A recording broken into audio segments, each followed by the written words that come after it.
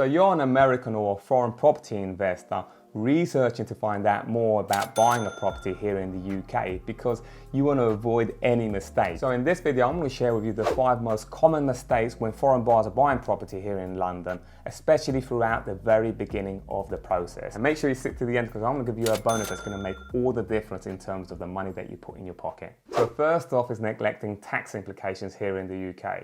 Now, US investors need to understand the UK tax system. It simply isn't the same. Starting with stamp duty, which is a tax that you pay here in England when you purchase property or land. And that can be different if it's your second home. Also for foreign investors, it's higher than a UK buyer, as an example. You have tax that you pay throughout holding that property, and also you've got capital gain tax. The tax system also works differently when it comes to mortgage interest, if you do have a mortgage, and depreciation. So wrong assumptions when it comes to financing your property investment. So it's my understanding that in the US, you can get up to 20 to 30 years fixed rates. So you get a package from a lender and that's fixed. It won't change for 20 to 30 years.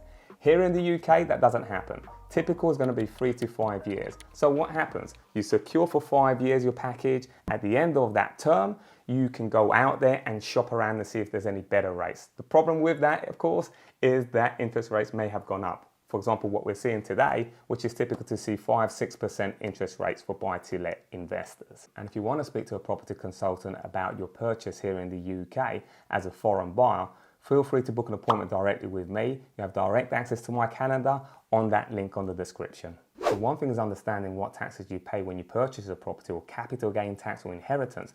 But another thing is what's deductible throughout the lifetime of your investment here in the UK. For example, in the US, my understanding that when it comes to interest and depreciation, it's treated quite differently. My understanding of the treatment of interest rates and depreciation is different in the US, that you could get up to 100%. Even with investors even being able to accelerate those depreciation expenses in certain instances. In the UK, neither the interest or depreciation are deductible. And of course, it does depend on the structure that you hold that property investment. So that brings us into the conversation of estate agents. Of course, in the US, it's real estate. I'm going to be blunt here. My perception from going out to the US is that real estates out there are more professional.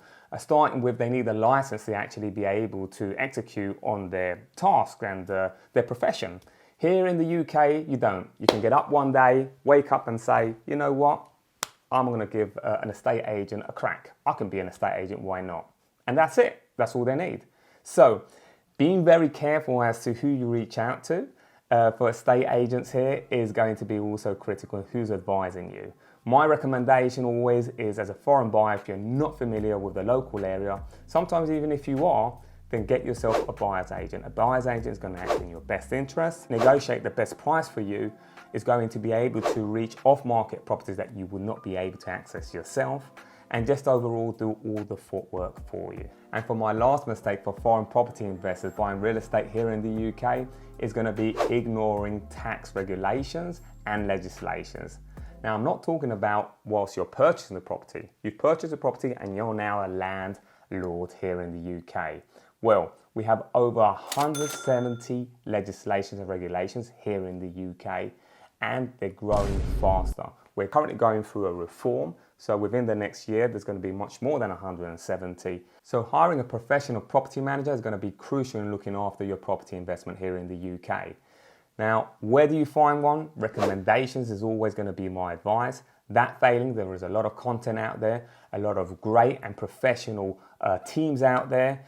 Corporates, big companies wouldn't be my cup of tea. Perhaps a smaller team who is also familiar with dealing with foreign investors who can look after with everything from purchasing the property to managing the property and just really overseeing all of your strategy up to even exiting and what your exit plans are going to be. And here's a bonus one: yield vs capital appreciation.